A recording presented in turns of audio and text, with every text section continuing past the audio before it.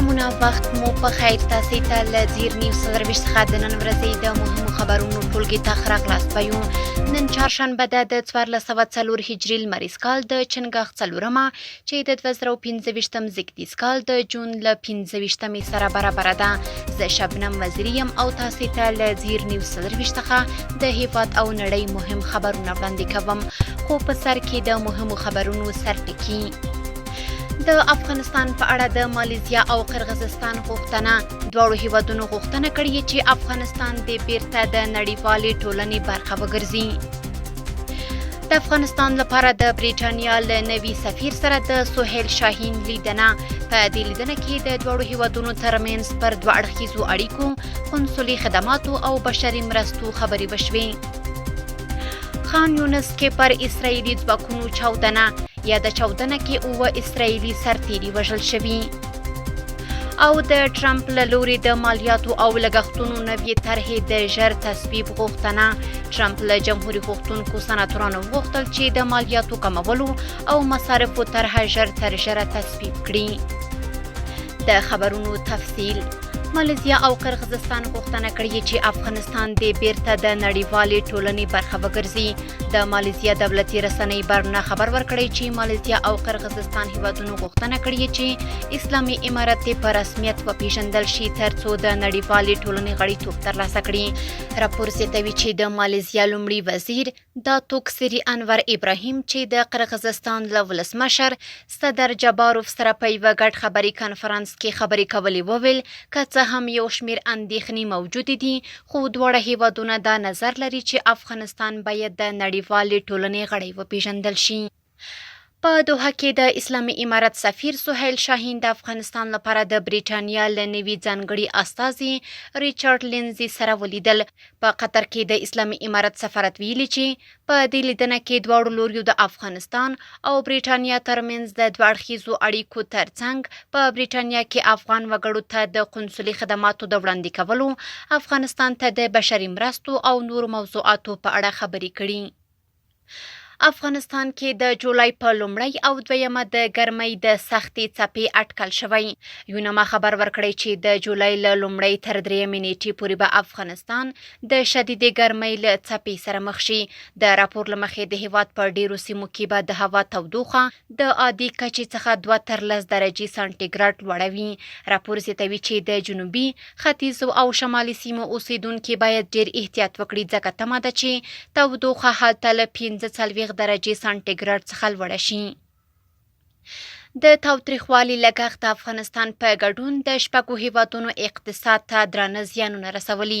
د سولې نړیوالې ادارې په خپل تازه راپور کې ویلي چې په 6 هیوادونو کې د تاوتریخوالي اقتصادي لګښت د ناخالص کورني تولید 0% څخه پورته شوی دی. راپور زیاته کړې چې په دې هیوادونو کې افغانستان او اوکراین تر ټولو زیات زیانمن شوي چې د دواړو هیوادونو د تاوتریخوالي لګښتونه له 40% څخه اوښتي دي. دا وضعیت نه یوازې د هیوادونو مالی منابع خوري، بلکې ټولنیز ثبات او د بشري پرمختګ چانسونه هم محدودوي. تاجکستاني رسنیو له افغانستان سره په پوله یو افغان وګړی وژلی او د نشه یي توکو او وسلو محمولی نیولې. تاجکستاني رسنیو راپور ورکړی چې د یاد هیواد ملي امنیت دولتي کمیټې له لوري د تاجکستان په سرحدي سیمه کې د 4 افغان وسلوالو یوه ډله چې غوښتل یې نشه یي توکي له افغانستان څخه تاجکستان ته قاچاق کړي نیولي. راپور زیاتوي چې یاد کسان له پولیسو سره ونښتل چې په پایله کې یو تن وژل شوی او نور غړي بیا د امنیتي ځواکونو له تعقیب وروسته بیرته افغانستان ته تښتېدلي. له یادو کسانو سره 1 کیلو 929 ګرامه چرس، 1 کلاشینکوف، 3 مګزینونه او 8 مرمۍ کشف او ضبط شوي. کورني خبرونه هم دومره وو. اوس بس موږ همکار عزیر صفی تاسې د نړۍ له حالاتو خبر کړي. مننه شبنم چې د هیواد له وروستیو حالاتو مو خبر کړو. هم څو مهم بهرني خبرونه. اسرائیلي پوځ تایید کړي چې د غزې په سویل کې د خان یونس ښار په یوه سخته چاودنه کې 9 تنه اسرائیلي سرتیري وژل شوي دي. دا سرتیري هغه مهال له منځه ولاړل چې زغرول ټانک کې د ښخ شوي ماین ښکار شو. دخوا د حماس نظامي څانګې القسام د ټلګرام له لارې ادعا کړې چې د خان یونس ښار په سویل کې هغه اسرائیلي ځواکونو ته کمین نیولی چې په یو استوګنیز کور کې ځای پر ځای شوي وو. دغه راز د غزې د روغتیا وزارت د راپور له مخې د ایران او اسرائیل ترمنځ 12 ورځنۍ جګړه کې د وژل شویو فلسطینیانو شمېر 880 تنو ته رسیږي. خو دا شمېر ښایي تر دې هم لوړ وي، ځکه چې ګڼ شمېر کسان لا هم د ویجاړ شویو ودانیو لاندې بند پاتې دي او مړه ګڼل کېږي. ټرمپ د مالیاتو او لګښتونو نوې طرحې د ژر تصویب غوښتنه وکړه. د امریکا ولسمشر ډونالډ ټرمپ د جمهوریت غوښتونکو سناتورانو څخه وغوښتل چې د هغه مالیاتو کمولو او مصارفو طرحه ژر تر ژره تصویب کړي. تمه ده چې دا طرحه د جولای په 4 د امریکا د خپلواکۍ ورځې مخکې تصویب شي. دا قانون به د امریکا ملي پورته $100 تریلیون نور هم ورزیات کړي، چې پکې د ټرمپ د 2019 کال د مالیاتي کمولو دوام، د کډوالۍ ضد پلانونو لپاره بودیجه او د پوځ د لګښتونو لوړول شامل دي. خو د طرحې پر سر د جمهوریت غوښتونکو سناتورانو ترمنځ اختلاف شته. سخت دریځي غړي غواړي لګښتونه کم شي، خو منځلاري بیا خبرداری ورکوي چې دا به پر ټولنیزو پروګرامونو لکه په میډیکیډ منفي اغیز ولري. زهران مامداني د نیویارک ښاروالۍ د دیموکرات ګوند په لومړنیو ټاکنو کې بریالی شو. زهران مامداني یو 33 کلن هندي توکمه یوګنداوي مسلمان او پرمختګپال سیاستوال د نیویارک ښار د ښاروالۍ لپاره د دیموکرات ګوند په لومړنیو ټاکنو کې بریا خپله کړه. نوموړي خپله بریا هغه مهال اعلان کړه چې پخواني والي اندرو کومو خپله ماتې ومنله او له هغه سره یې د مبارکۍ پیغام شریک کړ. مامداني چې په ماشومتوب کې له خپلې کورنۍ سره امریکا ته کډن شوی وو، د نیویارک ښار د کورونو د حقوقو یو فعال مدافع پاتې شوی. هغه په 2020 کې د نیویارک ایالات مجلس ته منتخب شو او په 2024 کې یې د ښاروالۍ لپاره ځان نومان کړ. د هغه کمپاین تمرکز د ژوند د لګښتونو کمولو، وړیا بسونو، عامه ماشوم ساتنې او ارزانه کورونو جوړولو ته ځانګړی و. مامداني ژمنه کړې چې د ټول نیویارک لپاره به یو عادلانه او د ټولو استازیتوب کوونکی ښاروال وي. که نوموړی په عمومي ټاکنو کې هم بریا خپله کړي، نو د نیویارک ښار لومړی مسلمان، لومړی اسیایي او د دیموکراتیکو سوسیالستانو له لوري لومړی ټاکل شوی ښاروال به وي. او د پای خبره هم ده چې هند، پولنډ او هنګري له 40 کلونو وروسته خپل فضایي څېړونکي فضا ته واستول. د هند، پولنډ او هنګري 3 تنه ستورمزلي نن د یوې شخصي پروژې له لارې نړیوال هوایي سټیشن ته واستول شول. دغه هیوادونو لپاره له 40 کلونو وروسته لومړی ځل و چې خپل وګړي فضا ته استوي. دا 2.5 فضایي سفر د امریکایي شرکت اکسیوم سپیس لخوا تنظیم شوی او د هر مسافر لګښت یې شاوخوا $65 میلیونه ښودل شوی. د سفر راکټ سپیس ایکس فیلکن 9 و چې د ناسا له مرکز څخه وتوغول شو.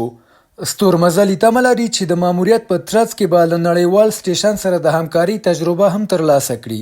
بهرني خبرونه همدومره او د سپورټ له ډګره به مو زموږ همکاره شبنم وزیري خبر کړي. له اوزایر سفینه په مننې چې تاسې د نړۍ له وروستیو مهمو پیښو خبر کړئ. اوس هم ورځو د سپورټ ډګر ته. سید روح الله موسوي د افغانستان لپاره د مویتای د اسیا اتلولۍ د سرو زرو مډال وګټه. موسوي د 80 کیلوګرامه وزن په کټګورۍ کې د پایلوبې پر مهال له خپل تایلندي سیال سره مخ شو او په پای کې سیال ته ماتې ورکړه. یا د سیالۍ د ویتنام په کوربتوب د 40 هیوادونو ترمنځ ترسره شوې دي. واحد الله نژند به د تاجکستاني سیال فریدون شاه نظروف سره راتلونکي شنبه لوبه وکړي. اوکتاګون سازمان ویلي چې دغه سیالي به د روان کال د چنګاښت په 9 د آلمان په هامبورګ ښار کې ترسره شي. واحد الله نژند مخکې له دې ټاکل شوې وه چې د یونان له جان پلایوګولوس سره سیالي وکړي، خو نوموړي له سیالۍ انصراف وکړ او اوس له تاجکستاني سیال سره د لوبې ډګر ته وځي. تخار کې د فوټبال سیالۍ د 7 ټیمونو په ګډون پای ته ورسېدې. یا د سیالۍ چې د تخار پوهنتون په ورزشي میدان کې پیل شوې وې، وروستۍ لوبه د اقتصاد پوهنځي او انجینري پوهنځي ترمنځ ترسره شوه چې په پایله کې د اقتصاد پوهنځي لوبډلې 3 ګولونو په توپیر ماتې ورکړه او اتلولي یې وګټله. دغه راز د بلخ په مرکز کې بیا د 10 لوبډلو ترمنځ د والیبال سیالۍ چې یوه ورځ دوام وکړ، د وطن دوستانو لوبډلې په اتلولۍ پای ته ورسېدې. د دغو سیالیو په پایلوبه کې د وطن دوستانو لوبډلې خپلې سیالۍ د هدادي ځوانانو لوبډلې ته د 1-0 میدان په توپیر ماتې ورکړه او اتلولي یې وګټله. نننۍ خبري خبرونه هم دومره وه. په خواله رسنیو باندې فیسبوک، انسټاګرام، ایکس یا پخوانی ټویټر او یوټیوب زموږ خپرونې خوښي او موږ تعقیب کړئ. آدرس یې زیر نیوز 24 تر سبانۍ خبرونې. د الله پامان.